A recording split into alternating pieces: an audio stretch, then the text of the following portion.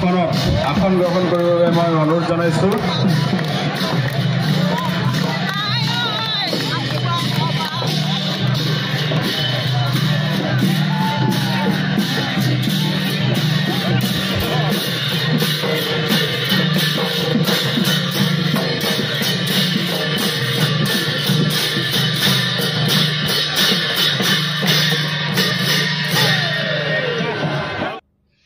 নমস্কাৰ, মই আজি ওলাইছোঁ ঔফুলীয়া গাঁৱলৈ। ঔফুলীয়া গাঁৱৰ নাম আপোনালোকে শুনিছে, মৰাণৰ পৰা ৰাজগড়লৈ গ'লে মাজতে পায়। আৰু সেই ঔফুলীয়া গাঁওখন এখন আদৰ্শ গাঁও হিচাপে স্বীকৃতি পাইছে। আৰু আজি মই তালৈ ওলাইছোঁ, উদ্দেশ্য হৈছে তাতে এখন ধামখোৱা সভা হৈছে। ধামখোৱা সভা মানে কি, আপোনালোকে মোৰ আগৰ এটা ভিডিঅ'ত নিশ্চয় আপোনালোকে গম পাইছে। ধামখোৱা হ'ল সোণোৱাল কছাৰীসকলৰ সোণোৱাল ভাষাত কথা বতৰা প্ৰতিষ্ঠানে আয়োজন কৰা এখন সভা। আৰু সেই সভাত মানুহবিলাক যিহেতু একলগ হয়, গতিকে সোণোৱাল ভাষাত সেইখন ধামখোৱা সভা বুলি কয়। ঠিক আছে, এতিয়া সেই সোণোৱালসকলৰ যিখন ধামখোৱা সভা, সেইখন আয়োজন কৰিছে সোণোৱাল ভাষাত কথা বতৰা প্ৰতিষ্ঠান নামৰ এটা প্ৰতিষ্ঠানে। আৰু সেই প্ৰতিষ্ঠানটোৱে আপোনাৰ 6 বছৰৰ পৰা এই সোণোৱাল ভাষাত যি কথা বতৰা প্ৰক্ৰিয়া, সেই প্ৰক্ৰিয়াটো ধৰি ৰাখিবৰ কাৰণে বিগত 6 বছৰৰ পৰা তেওঁলোকে কাম কৰি আছে। আৰু এতিয়া ঔফুলীয়া গাঁৱত যি ধামখোৱা সভা হৈছে, সেই ধামখোৱা সভাখন আজি ষষ্ঠ বাৰ্ষিক হ'ব। গতিকে আমি তালৈ ওলাইছোঁ। আৰু তাত যোৱা উদ্দেশ্যটো হ'ল, তাতে আজি এখন গ্ৰন্থ উন্মোচন হ'ব। আৰু সেই গ্ৰন্থখন ধামখোৱা সভাৰ উপলক্ষে প্ৰকাশিত এখন গ্ৰন্থ। আৰু সেই গ্ৰন্থখন মৰাণ মহাবিদ্যালয়ৰ অসমীয়া বিভাগৰ প্ৰবক্তা ডক্টৰ তুলসী সোণোৱালে সম্পাদনা কৰি উলিয়াইছে। আৰু এই গ্ৰন্থখনত সৌভাগ্যক্ৰমে মোৰ পাব্লিকেশ্যনত, অৰ্থাৎ কল্পটোৰ পাব্লিকেশ্যনত এই কিতাপখন মুদ্ৰণ হৈছে। আৰু সেই সূত্ৰে মই এই কিতাপখনৰ লগত জড়িত হৈ পৰিছোঁ। আৰু আজি সেই উন্মোচনী অনুষ্ঠানলৈ মোক নিমন্ত্ৰণ জনাইছে আৰু মই কিতাপখন লৈ আহিছোঁ। এইখন হ'ল কিতাপ, এইখন গজাই, আপোনালোকে উল্টাকে দেখিছে হয়তো, এইখনৰ নাম গজাই। আৰু বিশেষকৈ ইয়াত ডক্টৰ জ্যোতিময় বৰদলৈ আৰু ডক্টৰ বলিন সন্দিকৈয়ে সোণোৱাল ভাষাৰ কথা বতৰাৰ ওপৰত যথেষ্ট তত্ত্বগধুৰ আৰু গৱেষণামূলক দুটা প্ৰবন্ধ ইয়াত সন্নিৱিষ্ট কৰিছে। আৰু তেওঁলোকৰ উপৰিও ডক্টৰ লৱৰাম বৰা আৰু ডক্টৰ তুলসী সোণোৱালেও যথেষ্ট তত্ত্বগধুৰ প্ৰবন্ধ এই গ্ৰন্থখনত সন্নিৱিষ্ট কৰিছে। আপোনালোকে এই গ্ৰন্থখন সংগ্ৰহ কৰিব। আৰু এই গ্ৰন্থখন আপোনালোকে পঢ়িলে যথেষ্টখিনি আপোনাৰ সোণোৱাল ভাষাৰ ওপৰত ধাৰণা হ'ব, বা সোণোৱাল ভাষাৰ ওপৰত যথেষ্টখিনি কথা আপোনালোকে জানিব পাৰিব। বিশেষকৈ বলিন সন্দিকৈয়ে উচ্চাৰণ, শব্দ, সোণোৱাল ভাষাৰ শব্দ, অসমীয়া শব্দ আৰু উচ্চাৰণ, এই গোটেই বস্তুবিলাক গৱেষণা কৰি তেওঁলোকে যি পাইছে সেই বস্তুটো তাত সন্নিৱিষ্ট কৰিছে। সেইকাৰণে খুব সুন্দৰ হ'ব বুলি ভাবিছোঁ। গতিকে এতিয়া মই গৈ আছোঁ ঔফুলীয়া গাঁৱলৈ। আজি যিহেতু এই গ্ৰন্থখন উন্মোচন হ'ব, গতিকে আহকচোন আমি এই ভিডিঅ'টো আৰম্ভ কৰোঁ। আৰু এই গ্ৰন্থ উন্মোচনৰ লগতে সোণোৱাল ভাষাৰ যি কথা বতৰা প্ৰতিষ্ঠানে কেনেকৈ সেই গাঁওখনত ধামখোৱা সভাটো আয়োজন কৰিছে, এই গোটেইখিনি আপোনালোকক মই দেখুৱাম। গতিকে বলক এতিয়া আমি ভিডিঅ'টো আৰম্ভ কৰোঁ। এইখনেই হ'ল সেই ঔফুলীয়া আদৰ্শ গাঁও। ঔফুলীয়া আদৰ্শ গাঁও এয়া চাৰিআলি। আমি ৰাইট চাইডে টাৰ্ণ ল'ব লাগিব।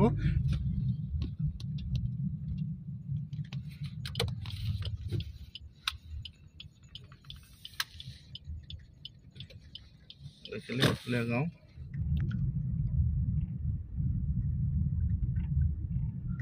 এইখনে হ'ল ঔফুলীয়া আদৰ্শ গাঁও।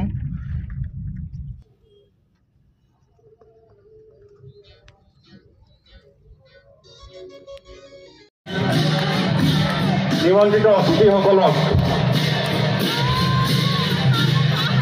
মঞ্চৰ সন্মুখত সজাই ৰখা আসনত আসন গ্ৰহণ কৰিবলৈ মই অনুৰোধ জনাইছোঁ।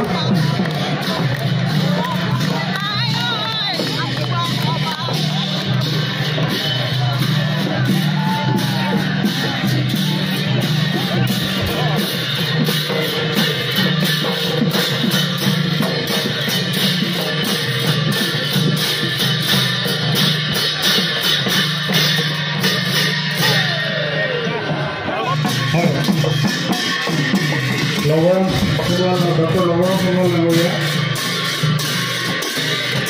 আমাৰ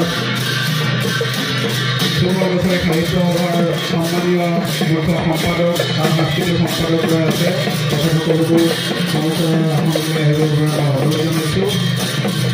এই সংকেত সময়ৰ পাছতে আমাৰ আৰম্ভ কৰিম আৰু সাংস্কৃতিক শোভাযাত্ৰাত অংশগ্ৰহণ কৰা প্ৰত্যেকগৰাকী শিল্পী ব্যক্তিকে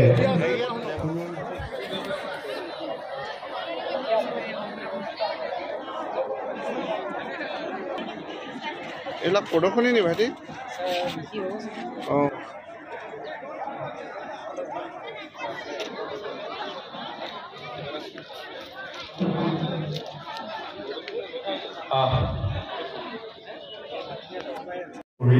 পোনে পোনে মঞ্চ মুকলি কৰিবৰ বাবে শ্ৰদ্ধাৰ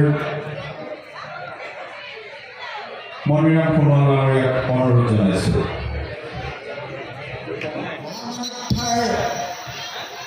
নাতিয়েক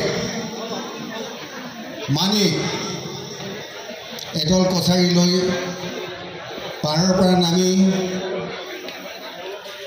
বৰনদী পাৰ হৈ উত্তৰপাৰালৈ গ'ল। লালি আৰু নানুৰ নদীৰ পাৰত কিছুদিন থাকিলে খৰস্ৰোতা নদীৰ অত্যাচাৰত থাকিব নোৱাৰি আৰু উজাই গ'ল দিহিং দিবাং পাৰ হৈ এখন অহল বহল ঠাই পালে।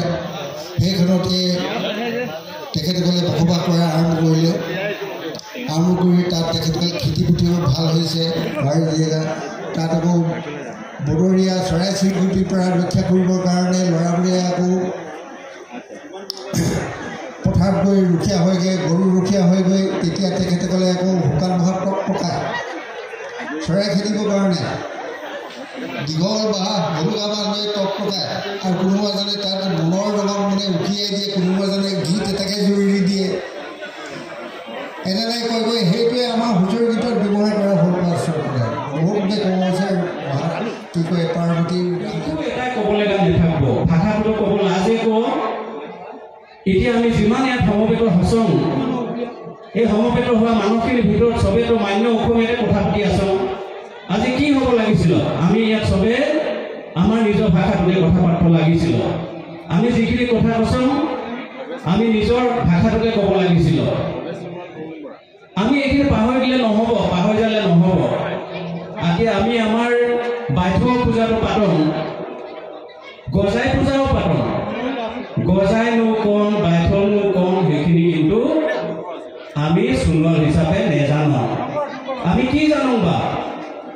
গজাই পূজা পাতলে ঝল মদে কুকুৰা মঙহে খাব লাগি, বাইথ পাতলে ঝল মদে গাহৰি মঙহে খাব লাগি, সিমানেই জানো। গজাই কোন হৈছিল? গজাই হৈছিল আমাৰ সোণোৱালসকলৰ ধৰ্মীয় প্ৰধান গুৰু। আমি সেই গজাইৰ বিষয়ে আমি নেজানো। আৰু এটা এইখিনিতে ক'ব লাগিব, কালি ডক্টৰ তুলসী সোণোৱালদেৱে কৈছিল যে গজাই গুৰু যেতিয়া ধ্যানত মগ্ন আছিল, আমাৰ সোণোৱালসকলৰে কিছুমানে নিজৰ সোণোৱালৰ যিটো ধৰ্ম সেই ধৰ্মটো পাহৰি কিনে নব্য ধৰ্ম কিছুমানত যোগদান কৰিছিল। আৰু গজাই গুৰু ধ্যানত থাকোঁতে মৰা বুলি কিনে তাক জীয়াই জীয়াই পুৰি কিনে মাৰিব। যিজন আমাৰ প্ৰধান সোণোৱালসকলৰ ধৰ্মীয় গুৰু আছিল, সেইজনা গুৰু আমাৰ সোণোৱালৰ আকৌ যিখিনি গজাই গুৰুৰে শিষ্য আছিল সেইটিয়ে জীয়াই জীয়াই পুৰি মাৰিব, জীৱনতে পুৰি মাৰিব। আৰু তেতিয়া গজাই গুৰুৰ যিটো আত্মা, গজাই গুৰুৰ আত্মাটোৱে বোলে আমাৰ সোণোৱাল মানুহখিনিক অভিশাপ দিছিল, ঠগি সোণোৱাল মানুহখিনি কোনোদিনে এক হ'ব নোৱাৰে। জানিব লাগিব ঠগি এক আমি এইটো নাই কোৱা যে তহঁতি বেয়া কৰি আছ, তহঁতি এক হৈ কিনে সোণোৱাল জাতিটো উদ্ধাৰ কৰ। সৌ কালি পৰহি আমি ভাষাটোৰ কাৰণে লাগি আছোঁ কাৰণে কৈছোঁ, কালি পৰহি দেউৰীসকলৰ মান্যতাটো পালক, ভাষাটোৰ মিচিংসকলেও পালক, তিৱাসকলেও পালক, আৰু অন্যান্য ভৈয়াম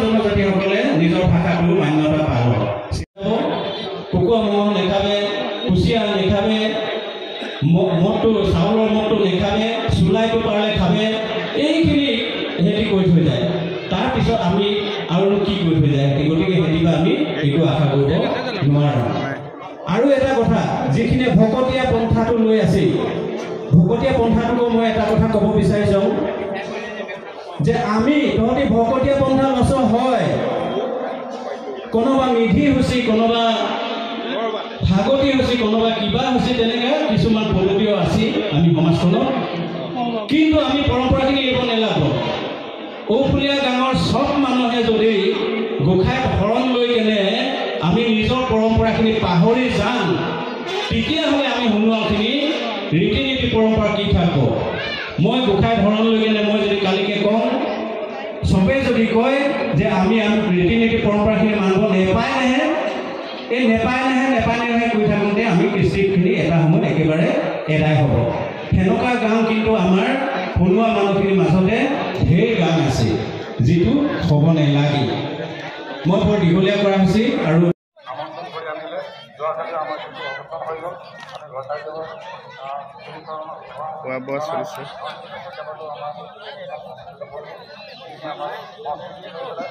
আশা কৰি